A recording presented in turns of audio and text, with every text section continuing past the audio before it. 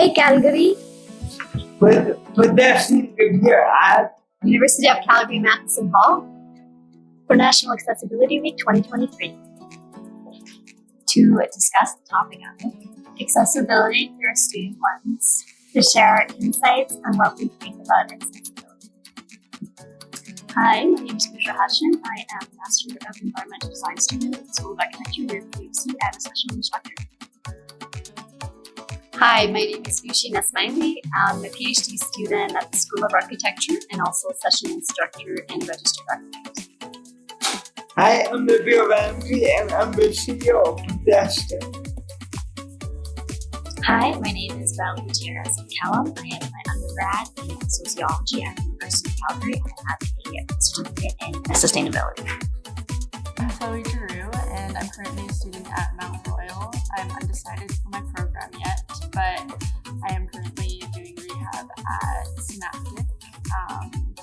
And I just started a mentorship with Rocky Mountain Adaptive for accessible sports in the summer. I'm Amy Artendale. I'm a student here at UC, undergrad in social work. In celebration of National Accessibility Week, I'm so excited to host a panel discussion on student perspective on accessibility. So, Nelson, I'd like to turn it to you first.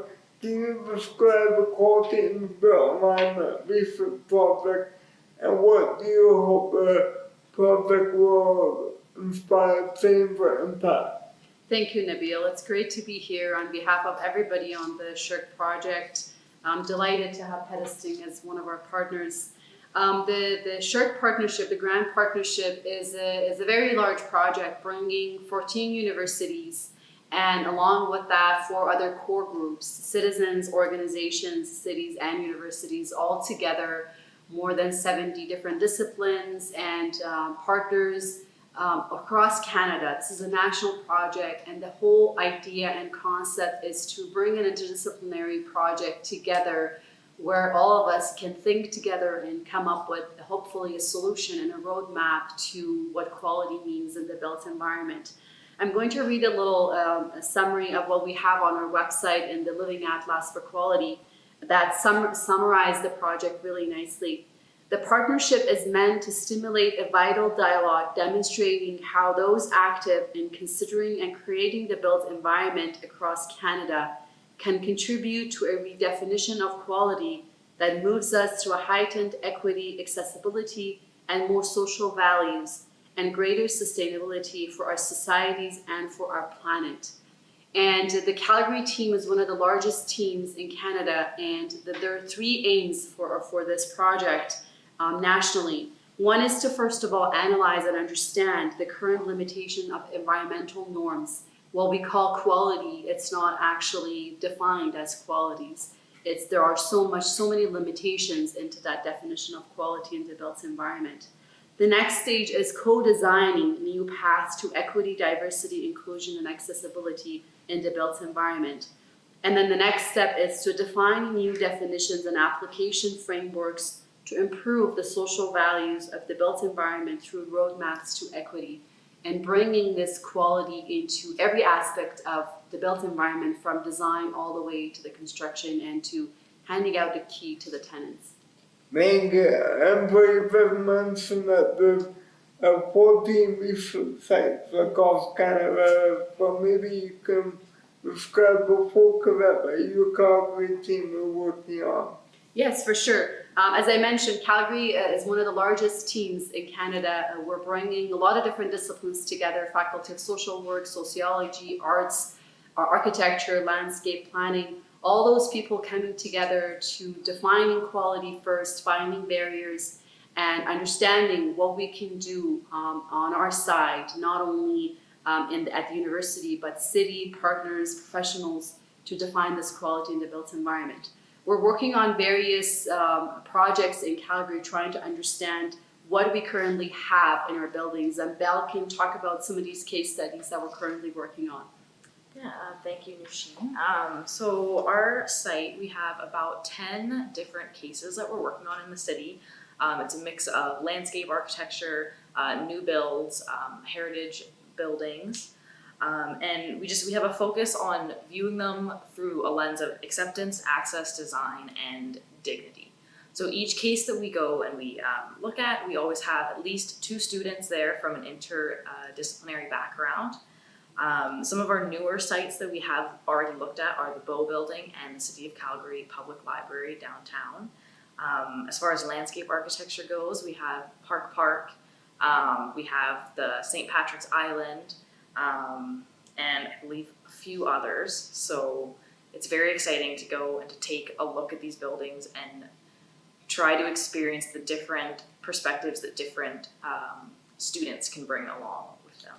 And I think that's kind of cool that not only they bring the different perspectives to the table, but the different types of spaces for public, private, heritage. They all have their own unique characteristics and to them, so that's great. But maybe I will turn it back over to you, Lucy, and when it comes to education and awareness, what is the most important thing that people should know when it comes to accessibility and inclusive design? I think that's a very important question because it's amazing to know that not everybody knows what accessibility means. As soon as we see a wheelchair sign or have an elevator in the building or one of those push buttons, we're like, okay, solved, accessibility is there, but that's not true. There is a variety of different types of people with different abilities. Instead of saying disabilities, they have different abilities. They have limitations, but with different abilities. And that's one thing we're trying to reach is that awareness and that understanding that what inclusive design means and what is included in that inclusive design. It's not just putting that 1500 corridor or that elevator and a wheelchair parking access for people. There's way more into it. So it starts with the first step of educating individuals, educating people, and starting from schools, from university, at the School of Architecture, trying to teach students how do you design for inclusivity? How do you design for various types of people with various needs? And that's one of the main goals of the project, is to take out that limitation and understand accessibility is way more than what we envision. The definition is different than what we are taught with from high school or as we grow up. So Yeah, for example, in the space that we're in, accessibility even means taking the acoustic sound of a space. yes. So it could be, it's not always something physical, tangible, it's how you experience the overall space. So with that in mind, I would love to turn the conversation on student perspective. So we'll now turn it over to you, Chloe. What are some of the challenges you or the community face in terms of accessibility? Well, I'm actually going to piggyback a little bit off of Nushin, but I think one challenge is the lack of awareness and also the misrepresentation of accessibility. Restaurants and other establishments may advertise as accommodative, but oh my gosh, I'm so sorry.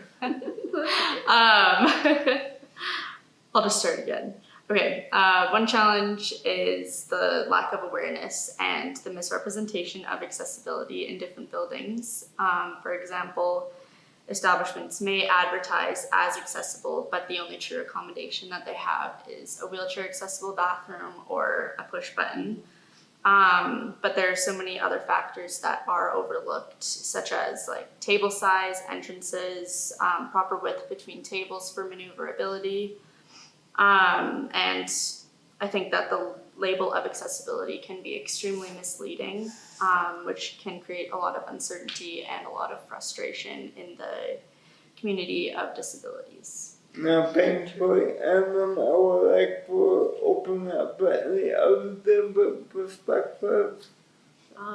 Yeah, I'd like to add to that another challenge that I think we face as a community is using defining a characteristic to label someone versus just sticking to first person language, right? When we're kids, we all just use each other's names, but I find as we grow up, we tend to start to use these these visual characteristics that we see to label people or to define people a certain way. And I think if we just go back to using first person language, makes it a much more inclusive space, and it just provides dignity to everyone. Yeah, I think it's very important because people with accessibility or disability or limited abilities, they're already sensitive. And with taking that moment to care, to call the person by their name or to give them that sense of independence, I think that's very, very valuable. And it's very important for us to know in a position of being able-bodied to understand that that person wants to have their own independence. So don't assume anything. Yeah. Just ask them, talk to them. Yeah, absolutely. And I think to add on to that, we would be amiss to not point out the invisible disabilities and the challenges with those in terms of sensory and mental health capabilities that is often not taken into consideration in our built environment. And on that point, I would maybe like to turn over to you, Buffett. Maybe you can describe, beyond the typical definition of accessibility, what are some of the other perspectives? Mm-hmm. Absolutely. The work that I do and the research that I do is in the field of neurodiversity. So as Amy kind of pointed out, the area of invisible disabilities, the majority of our disabilities are invisible. And I think it's a bit terrifying to know where we are in terms of physical disabilities. So now you put in things like hidden disabilities and how far behind we are in terms of those kind of spaces and places that are required. As you had mentioned, I think earlier, 1 in 5 people in Canada are expected to have a disability in the near future. So that is a large proportion of people of our population.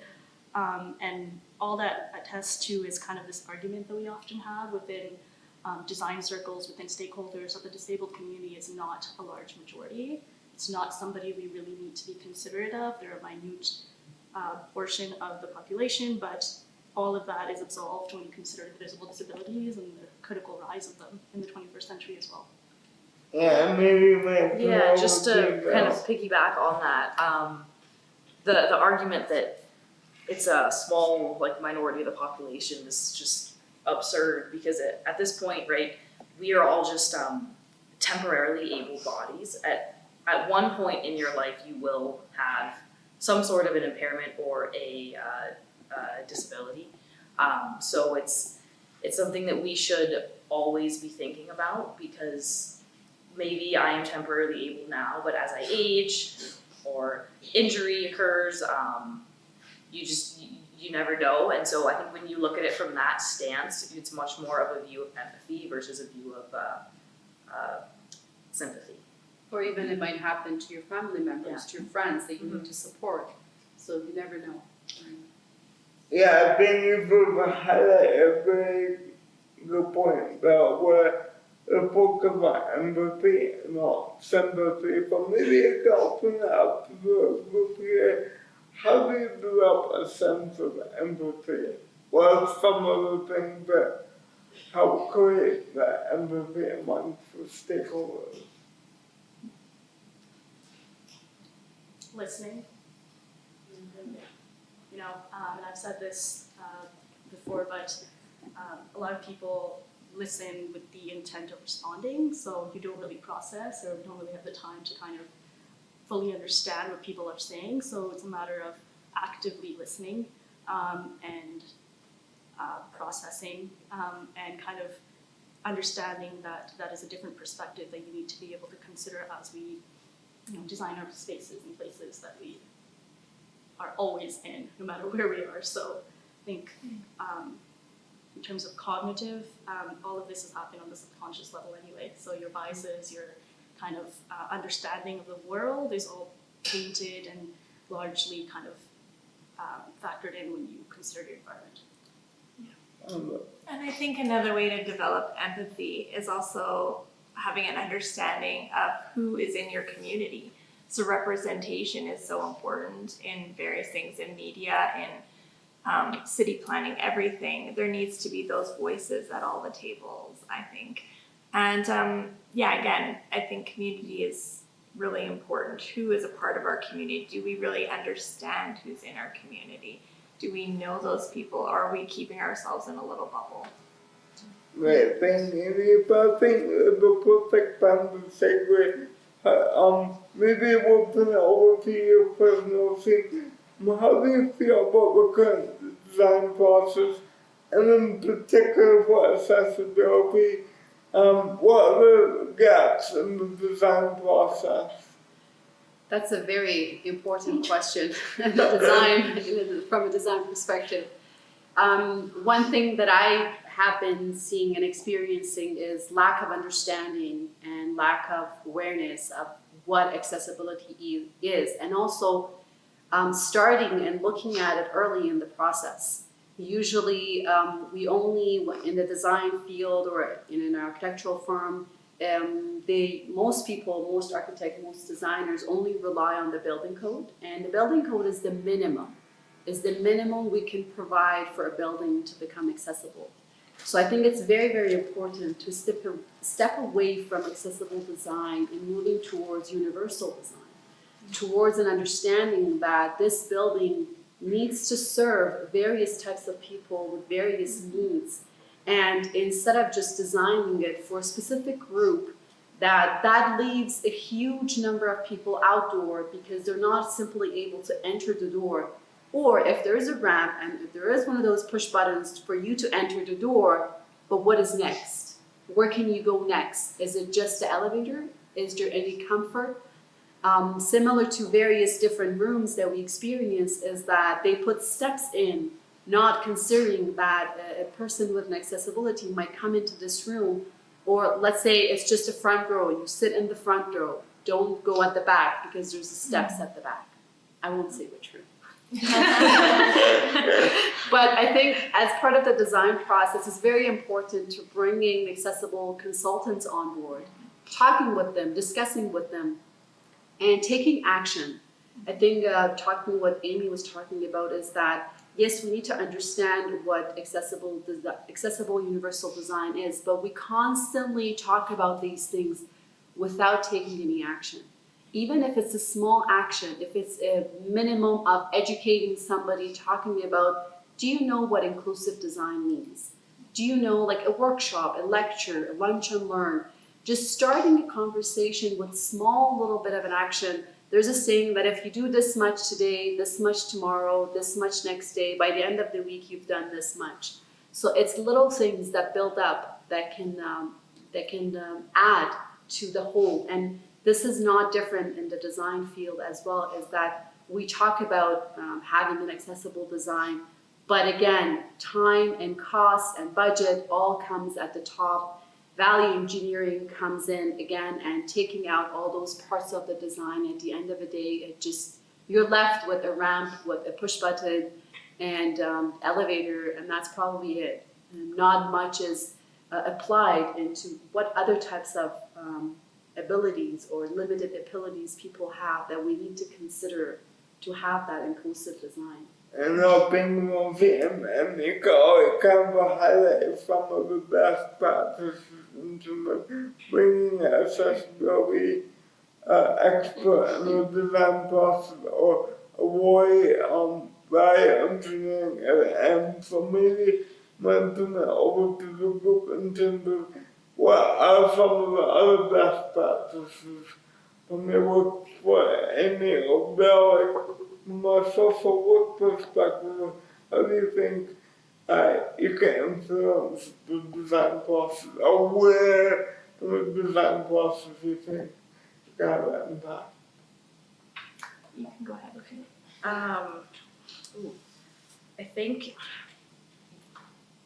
an issue that I've found in the past at different like sessions with a lot of architects is using accessible language. I find sometimes I don't come from a architecture background, and I'll be sitting and I'll listen to someone say something for 5 minutes about a building that has been designed, and I maybe understood 1 or 2 words of what they were talking about. So I think coming at the design process with accessible language that everyone can understand, because how can we achieve universal design if the language being used in design isn't universal? And I think that's very valuable because the whole idea of this partnership bringing on different perspectives, that's what we want to see.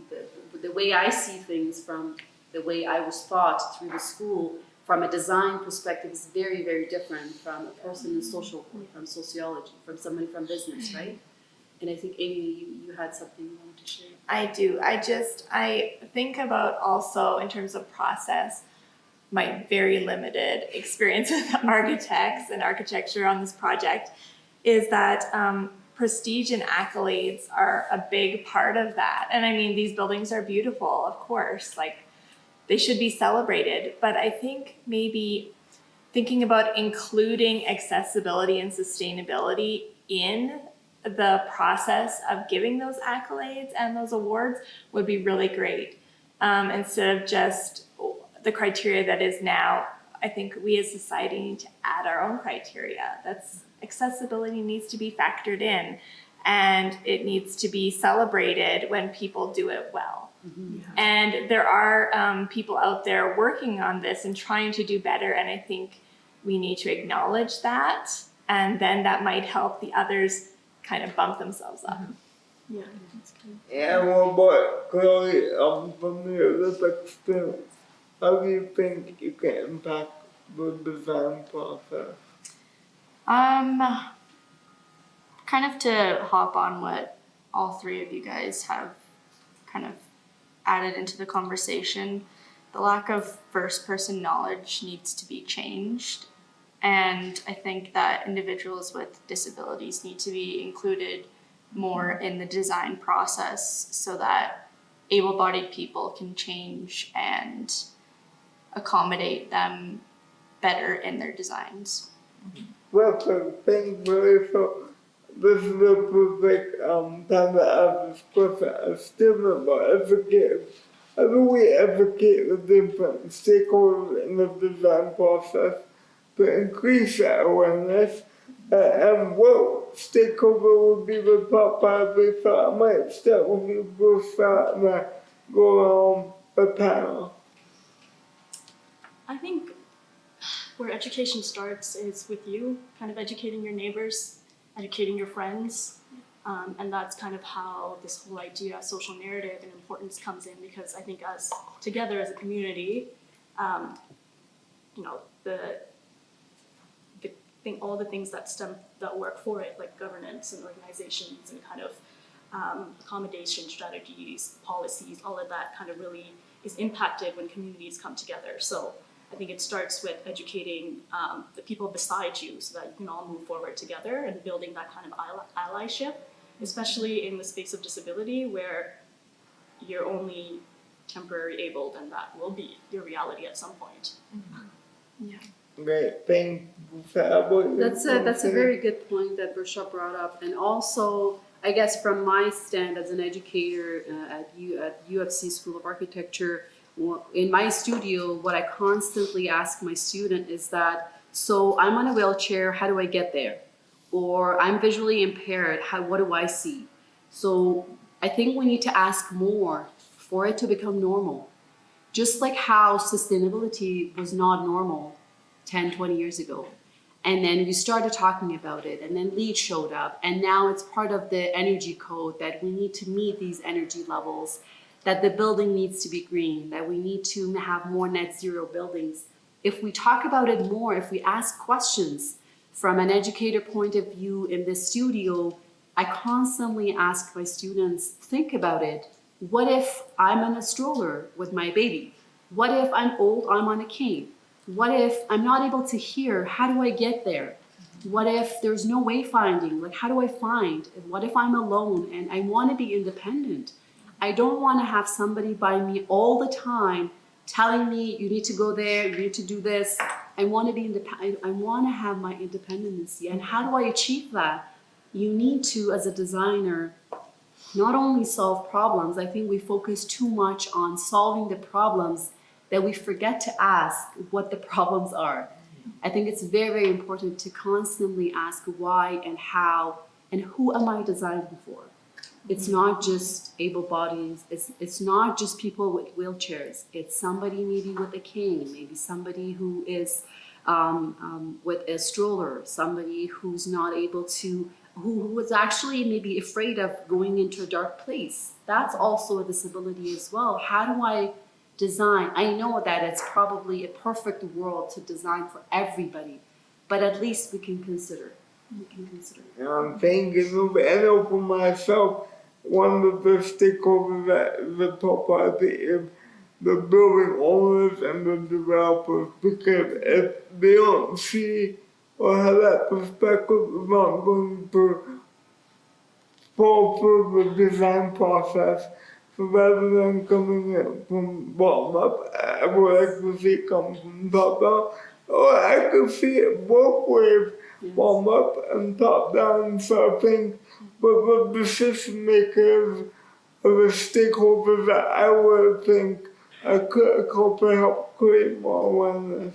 That's me. That was you, Belle. Yeah, just to kind of actually add on to what you said, I see one of the top priorities is those who set the minimum standards. Because if the minimum standards aren't good enough, how can we expect designers, builders, contractors to use universal design, right? If we can push for that to become the minimum standard, then we can only go up from there. And then quickly, just to add on to what Nushin said, I think it's really important that we ask questions and that we keep asking questions, because how can we investigate and how can we like further our ability to design if we aren't asking? Yeah. What about you, Chloe? Yeah, I think that with more accessibility education through the community, it can just kind of touch business owners and, I don't want to say influence, but kind of inspire them to create a space that's accommodative for everyone so that everybody can be a part of whatever they're doing in their establishment, and everybody can enjoy the community with no stress and just be one with every other person. And so I think that a top priority stakeholder would be business owners, and just go straight up to them and ask, how do you think you guys can be more accessible, and how do you want to achieve that, and how can I help you?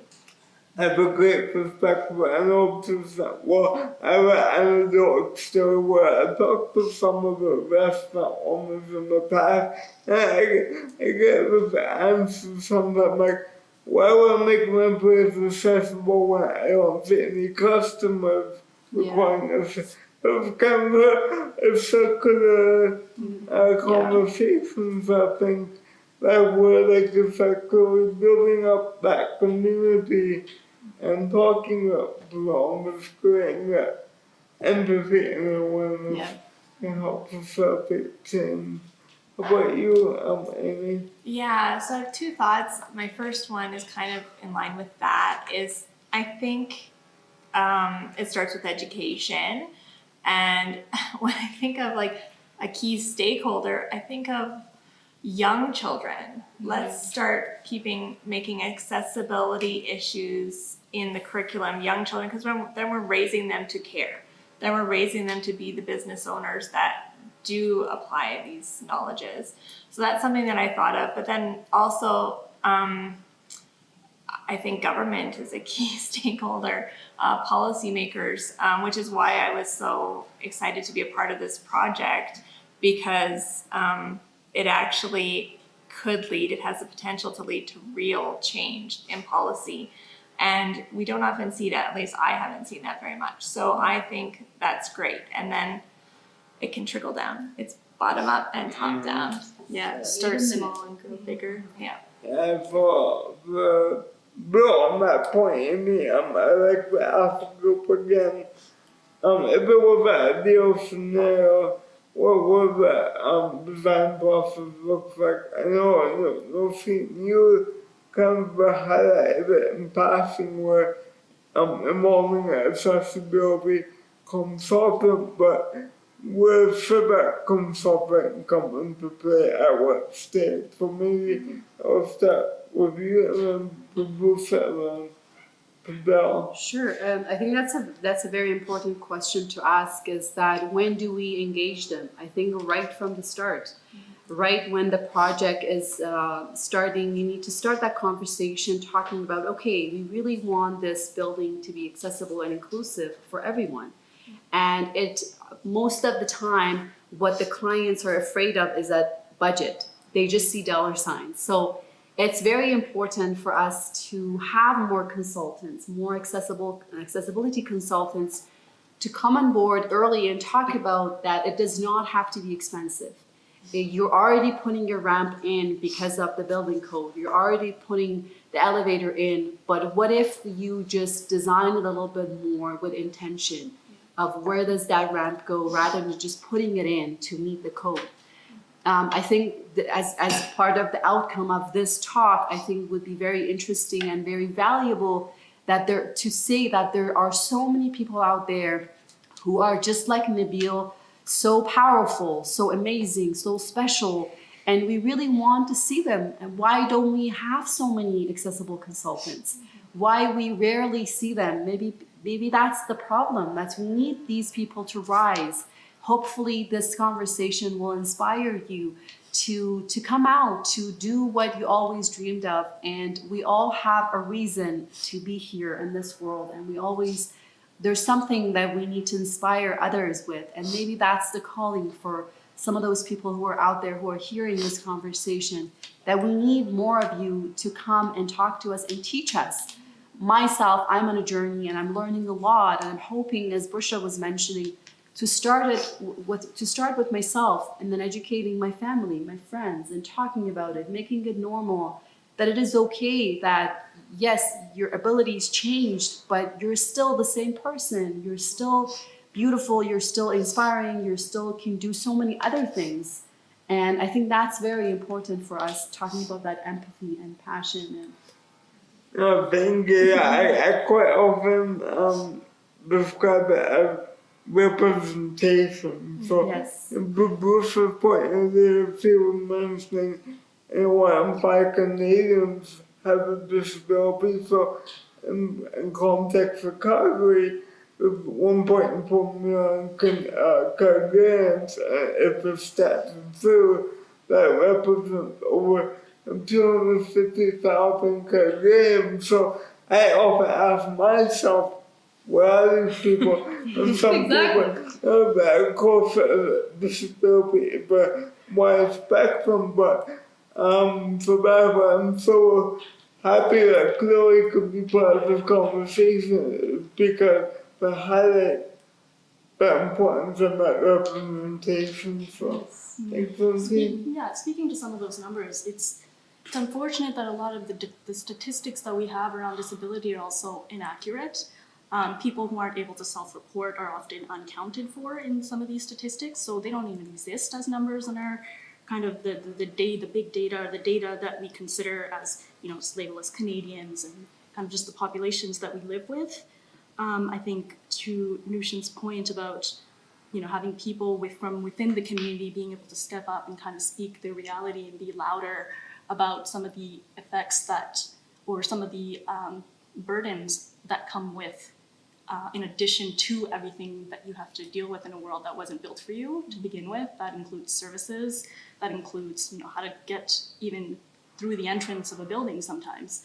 So I think it's really important to be able to facilitate some of these conversations, but at the same time, it becomes so much more important to build allies within the community that, are not necessarily have a disability currently. It's just as important to build allyship around some of these conversations, because 53% of the population, over half the percent of the Canadian population knows somebody or has a disability. So that is now a significant number that we're dealing with. So I think that it's just a matter of time, and allyship is just as important as having people from the community step up. great thing, and maybe I will put it over to you, because you mentioned a golf course at me, so I think about that for example. I like it, but maybe you can maybe talk about that. Yeah, so Nabil and I had a conversation earlier today about golf courses in the city of Calgary, which there was a golf course in the northeast, McCall Lake, and they in like 2014 or 2015 they were going to just kind of completely get rid of the golf course, but instead they decided to redesign it with accessibility in mind, and now they actually have programs for youth of all abilities. I think it's youth like age 7 to 24 now who could sign up, and they kind of teach them the game of golf. It's a sport that anyone can play. It's non-contact. It's outdoors. It's a beautiful sport, kind of for anyone young until like your old age. But yeah, I think the design process, and they did a really good job of it, was designing with the intent to be used by anyone. Mm-hmm. And I think everyone could take that back to the design process. Before I turn it over to you, Corey, I think but we can't wait to say it's very important to put humans at the center of the design process. Yeah. I think for raising it over. And then what about you, Chloe? Kind of to just bounce off of everybody's answers already, but I think the design process needs to use individuals with all sorts of disabilities as a resource, just to brainstorm ideas and ask questions and learn so that they can figure out where they need to make meaningful changes, and just to better their designs and understand accessibility a bit more, and just overall take it to the next step and not just do the bare minimum. Maybe Bill on that point, I think even having different options available in terms of accessibility. For example, in typical rooms like this, typically I know for myself, the choices are made for me in terms of where I should sit. So I like to be able to be in a space that has options and flexible sort of thing, and with that engagement piece would come in very handy. Over to you, Amy.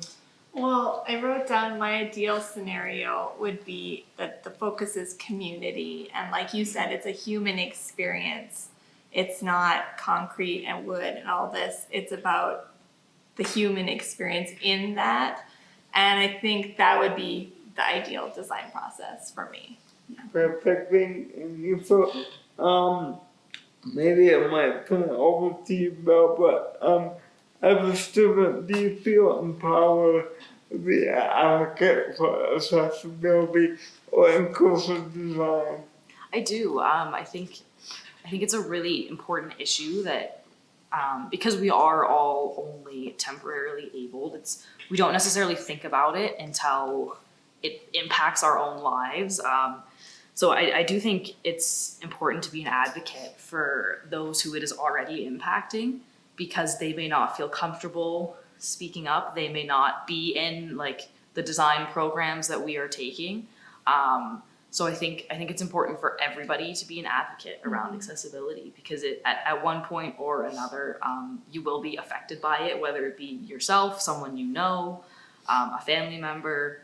I do feel empowered, and I feel like the university gives us that voice to use and to be advocates here. But the thing that I know, that's kind of what Bruce was saying, creating an ally for the group to know that you feel empowered. What about you, Chloe? I mean, I'm a bit biased, but I absolutely am an advocate for accessibility. But if I kind of look back on my life previous to my accident, accessibility was like the last thing on my mind. And I think that was due to a lack of knowledge and education on the subject. So since leaving the hospital, I have felt fully empowered to do everything I can to inspire other people to learn about accessibility and to be an advocate for themselves and for other people that they may know as well. Thankfully, how about you?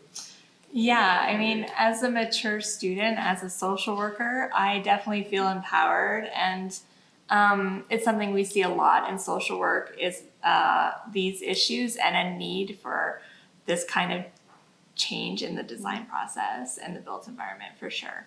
And I have loved the U of C and this project in giving a platform for social work voices to be heard in this area, and I think it's really important.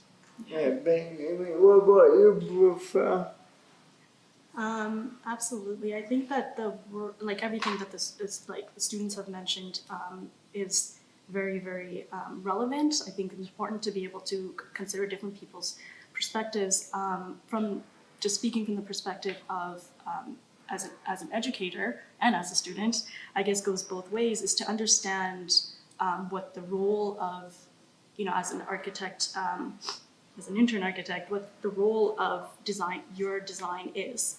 There's a lot of different kinds of design. There's kind of an importance of being inclusive, not just within buildings, but web accessibility, print accessibility. A lot of these kind of areas trickle in, especially in the field of design when you're kind of submerged across a variety of different creative mediums. So I think it's important for designers to just remember that the most important role or kind of responsibility when it comes to the built environment is programming the engagements that happen within your spaces, and that should take precedence. So I guess in the age-old debate of form over function, I would go function a bit more. You need a little bit more focus on function. Thank you. How about you? I also believe that yes, we are, and I think it all starts with me as a person and with each one of us.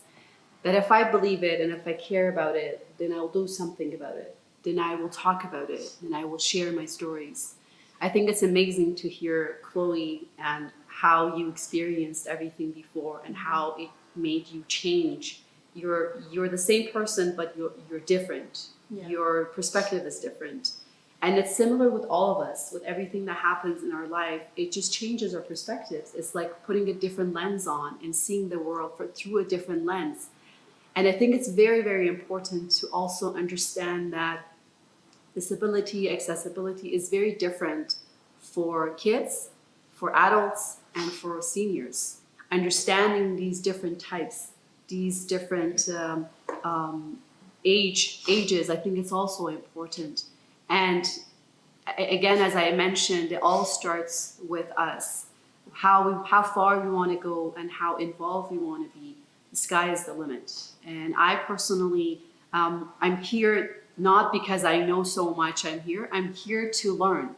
I'm here because this is a step for me to understand and learn and start educating myself. And hopefully with this, I can continue this conversation with other people and learn more about what accessibility is. And because I haven't experienced it literally being on a wheelchair or having a cane or different types of disabilities, I don't know, but I want to know without having to go through that process. And I know it's different, but I think it's a start. You know, that's good because I have a good friend of mine, he told me before, I can really understand accessibility, I really need to understand disability first. So I'm so happy that everyone of us is on something pretty. You know, myself, I have my own biases because I live experience, but I'm trying to explore my own knowledge and awareness and try to have a conversation like this. I will take away something from it. So as we conclude, we are in this beautiful space So I would like to maybe turn it over to the panel to highlight maybe no space is absolutely accessible, and we all know what would be the most accessible or inclusive space to be in and why. And maybe we'll put it over to you, Bushra, first. I think the most accessible space for me is any that makes me feel at home. I think it's less kind of specific to your question, but more kind of I guess food for thought. Any space that you feel at home, you can start thinking about ways that that space is accessible to you in a different language, right? What have you done to make it convenient and efficient for you to use? And those are just little things that you do for yourself to increase your accessibility of the built environment. So. How about you? I want to say, like I'm thinking about this, trying to find a really good place that I've been into that is accessible and has, but honestly, it doesn't exist. A space that has all the qualities for all accessible and inclusivity, it doesn't. But there are many places that ticked on so many different ones. Like we recently, Belle and I and a group of us went to the Calgary Public Library, and it's one of the rare places that you see tactile being applied to the project for people who are visually impaired. So on the handrails and as you're walking on the steps, and I did close my eyes to practice and see if it works. So I was testing to see if the architect did their job right.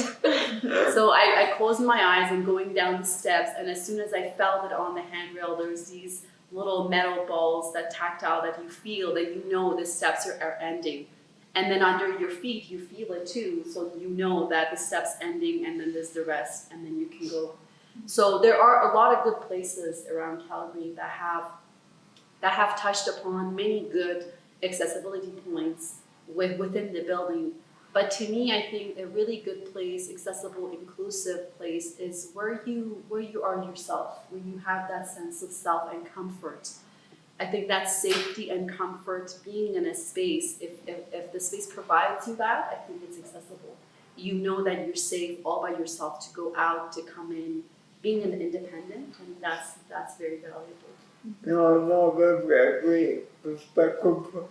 On that point, a space or collective space that comes from my mind is the Plus 15 network in Alberta, Calgary. It spans over 85 buildings and around 16 corners, and the city of Calgary recently made an effort in making it more accessible for either sliding doors in some places, or recommend a handrail with tactile or the directional stripping. And the property itself, most of it is well lit. So if it's safe, bright, and like I said, if you're comfortable in that space, knowing that I can access every building. No, coming from street level is another story where you can either get lost in the wayfinding and not that easy, but once you're up on the Plus 15 level, I consider that now to be a one of the more collective, accessible spaces for that mind. So how about you, Belle? Thank you,